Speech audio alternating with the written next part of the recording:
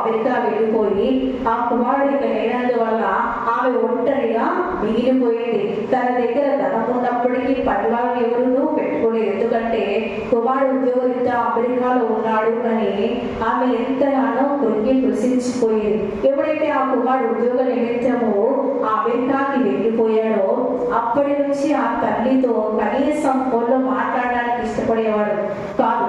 ఎందుకంటే busy life కాబట్టి ఆ ఉద్యోగం వలన అతను ఎప్పుడు కూడా తన తల్లితో ఒక్క నిమిషం కూడా మాట్లాడడానికి వీలు కుదిరేది కాదు. అలాగా ఆమె కుమారుడి కోసమే ఎదురు చూస్తూ ఉంది, కుమారుడి కోసమే ఆమె పరితపిస్తూ ఉంది. మరి వృద్ధాప్యంలోకి వచ్చి తన కుమారుడు దాదాపుగా 2 ఏళ్ల నుంచి మాట్లాడలేదు, కనీసం మరి ఉత్తరం రాయలేదు, కనీసం ఏమి ఎలా ఉన్నాడు ఏంటి అని కూడా ఏమి కూడా తెలియదు. అలాగా కృషించిపోయి ఆమె మరణించిపోయిన తర్వాత దాదాపుగా 2 సంవత్సరాలు ఆమె చనిపోయిన తర్వాత 10 నెలల తర్వాత ఆమె కుమారుడు అమెరికా నుంచి ఇండియాకు వచ్చిన తర్వాత మరి తన ప్రాంతానికి వెళ్ళినప్పుడు, తన ఇంటి దగ్గరికి వెళ్ళినప్పుడు మా అమ్మ ఎలా ఉందో ఏమో చూద్దామని ఆ డోర్ వాటిని తీసిన తర్వాత అక్కడ ఉన్నటువంటి దృశ్యాన్ని చూసి మరి అతను ఎంతో కన్నీరు కార్చాడంట. అయితే ఎప్పుడైతే ఆ తలుపును తీశాడో అప్పుడు తన ఎదురుగా తల్లి శవమై ఉండిపోయింది. ఆ ఎముకలన్నీ కూడా అక్కడ ఉండిపోయి, అయితే ఆమె ఏ దశలో ఉంది, ఏ స్థితిలో ఉంది అంటే మోకరించి, అంటే మోకాలపై నిలబడి తన ప్రాణం విడిచినట్టుగా మనం అక్కడ మరి ప్రాణం విడిచినట్టు చూసాం. అయితే ఆ తల్లి మోకరించి ప్రార్థన చేస్తూ అలాగే చనిపోయింది. ఆ చనిపోయిన 10 నెలల తర్వాత ఆ కుమారుడు వస్తే ఆ మోకాలు ఏ విధంగా అయితే అవి ఒగ్గినాయో అలాగే ఉండిపోయాట. ఆ ఎముకలు కూడా అలాగే ఉన్నాయట. హల్లెలూయా. ఈనాడు ఎంతో మంది తమ కుమారులు మరి ఎంతో మంది తమ బిడ్డలు తల్లితో మాట్లాడడానికి కూడా ఇష్టపడటం లేదు. ఎక్కడో దూర ప్రాంతాలు ఉండేవాళ్ళు తన తండ్రితో మాట్లాడడానికి కూడా ఇష్టపడటం లేదు, వారి ఇంటికి వెళ్ళడానికి కూడా ఇష్టం లేదు. కారణం ఏమిటి అంటే తల్లి మంచి బోధ నేర్పించట. హల్లెలూయా. గడిచిన వారంలో నేను ఒక మాట చెప్పాను, ఏమిటంటే ఒక తల్లి తన కుమారుడి కోసం ఎంత వేదన పడుతుందో. ఆ అబ్బాయి మరి యవ్వన ప్రాయంలో ఉన్నాడు, చదువుకుంటున్నాడు, మరి ఒకే ఇంట్లో ఉంటాడు, కానీ తండ్రితో మాట్లాడు, చెల్లితో మాట్లాడు, తల్లితో కూడా డబ్బులు కావాలంటే మాత్రమే మాట్లాడతాడట, ఇంకా దేనికి మాట్లాడట. గడిచిన వారిలో చెప్పాను కదా, ఆ తల్లి ఎంతగానో వేదన పడుతూ ఉంది. సమాధానం లేదు, మాకు మనశ్శాంతి లేదు. ఎందుకంటే ఉన్నది ఒక కొడుకు, చదువుకుంటున్నాడు, బాగున్నాడు, మాతో మంచిగా ఉంటాడనుకున్న కొడుకు మా మాట వినడం లేదు. మరి ఫ్రెండ్షిప్ మాయలో పడిపోయి మమ్మల్ని నెగ్లెక్ట్ చేస్తున్నాడు, మేమంటే భయం లేదు, మమ్మల్ని కేరే చేయడం లేదని ఆ తల్లి ఎంతో వేదన పడుతున్నట్టుగా మనము చూస్తున్నాం. అయితే ఎంతో మంది ఈనాడు తమ పిల్లలకి ప్రేమను పంచలేక, వారికి విలువలు ఇవ్వలేక, మంచి బోధనలు బోధించలేక తమ పిల్లలు చెడిపోవడానికి కారణమవుతున్నారు. అది 80% తల్లులు అలా ఉంటే 20% తల్లులు మాత్రం తమ పిల్లలకు మంచి బోధనలు బోధిస్తున్నారు, అలాగే మంచి నడవడిక నేర్పిస్తున్నారు, ప్రేమను అందిస్తున్నారు, వారికి ఇవ్వాల్సిన విలువను కూడా ఇస్తున్నారు. అలాంటి తల్లుల పిల్లలు మాత్రము మంచిగా పుట్టిపోతున్న వారు ఎంతో మంది ఉన్నారు. అయితే ఈనాడు ఈ మదర్స్ డే సందర్భముగా తల్లులందరికీ మాతృ దినోత్సవ శుభ సందర్భంగా బైబిల్ గ్రంథంలో ఎంతో మంది తల్లులు వారి నడవడిక ప్రకారంగా వారి పిల్లలు నడుచుకున్నట్టుగా మనము చూస్తున్నాం. అయితే యోకేబేదు తన ప్రార్థన జీవితం ద్వారా, అలాగే హన్నా తన ప్రార్థన జీవితం ద్వారా ఒక గొప్ప నాయకుడిని లోకానికి పరిచయము చేశారు. నోవాహు భార్య గురించి బైబిల్లో అయితే వ్రాయబడలేదు, కానీ తన గురించి మనం చరిత్రలో ఒకసారి తొంగి చూసినట్లయితే తన 3 కొడుకుని కూడా యవ్వనంలో ఉన్నారు.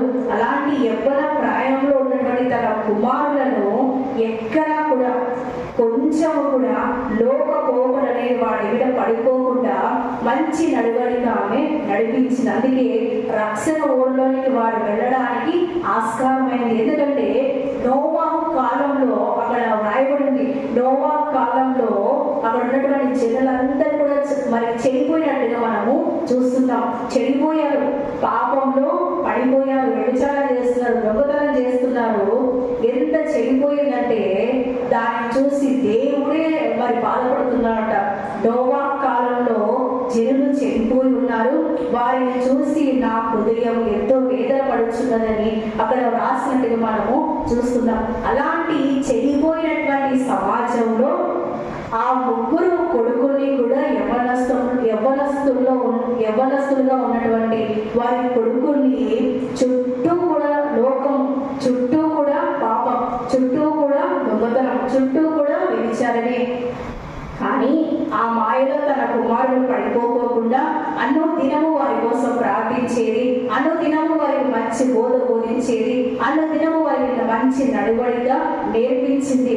ఆ యవ్వన ప్రాయంలో ఆ కాలంలో వారి చుట్టూ ఉన్నటువంటి ప్రతి ఒక్క పరిస్థితులు కూడా ఎదుర్కోవడానికి కారణం ఏమిటంటే తన తల్లి నేర్పించినటువంటి మంచి నడవడిక.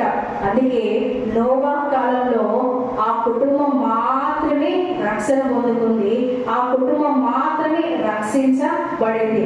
మిగతా వారందరూ కూడా జలప్రలయంలో కొట్టుకుపోయారు. ఈనాడు కూడా మన చుట్టూ ఎన్నో ఉన్నాయి పరిస్థితులు, కానీ ఆ పరిస్థితుల నుంచి మన పిల్లల్ని కాపాడుకోలేకపోతున్నాం.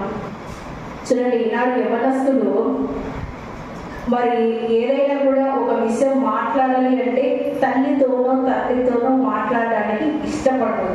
ఎందుకంటే మనము వారితో మంచిగా ఉంటే, స్నేహంగా ఉంటే, వారితో మంచి బోధ బోధిస్తూ మంచి నడవడిగా వారికి నేర్పిస్తే వాళ్ళు కూడా మనతో అంతే అటాచ్మెంట్గా ఉంటారు. ఎందుకంటే మనము ఏదైతే వాళ్ళకు చూపిస్తామో పిల్లలు కూడా మనకు అదే ఇవ్వాలని కోరుకుంటారు. మనం ఏది మన పిల్లలకి ఇవ్వకపోతే వాళ్ళు కూడా మనకి ఏది ఇవ్వడానికి ఇష్టపడరు. అందుకే ఈనాటి కాలంలో ఎంతో యవ్వనస్తులు చెడిపోతున్నారంటే వారు ఏదైనా మనకు చెప్పుకోవడానికి ఇష్టపడడం లేదు. వారి స్నేహితులతోనో ఎవరితోనో తెలియని వారితో కూడా పంచుకునేవారు ఉన్నారు. హల్లెలూయా. అయితే ఈనాడు ఎంతో మంది తల్లులుగా ఉంటున్న వారందరూ కూడా అదృష్టం చేసుకున్నవారే. అయితే ఆ తల్లులందరూ కూడా తమ పిల్లలకి ఏ ప్రేమను పంచాలి అంటే దేవుని ప్రేమను పంచాలి, దేవుని మాటలు వారికి చెప్పాలి, దేవుని బోధను వారికి బోధించాలి, దేవుని నడవడికని వారికి నేర్పించాలి. ఎప్పుడైతే వారిని దేవుణ్ణి మనం నడిపించగలిగితే అదే దేవుడికి మనము మన పిల్లల ద్వారా ఇచ్చే గొప్ప బహుమానం. చివరిగా ఒక తల్లిని నేను జ్ఞాపకం చేసిన మాటలు ముగిస్తాను. అయితే ఇంతవరకు తమ పిల్లల్ని మరి మంచి నడివిలో నడిపించి మంచి నాయకులుగా చేసిన తల్లులు ఎంతో మంది ఉన్నారు. అయితే ఒక తల్లి మాత్రము ఈ లోకానికి అంతటికి కూడా మనుషులందరికీ కూడా ఉపయోగపడాలి అని తన కుమారుని మనుషులందరి కోసము, ప్రపంచం అందరి కోసము వదిలేసింది. హల్లెలూయా. ఇది యేసుక్రీస్తు ప్రభువుల వారు ఈ లోకంలో ఏ విధంగా వచ్చాడో మనకందరికీ కూడా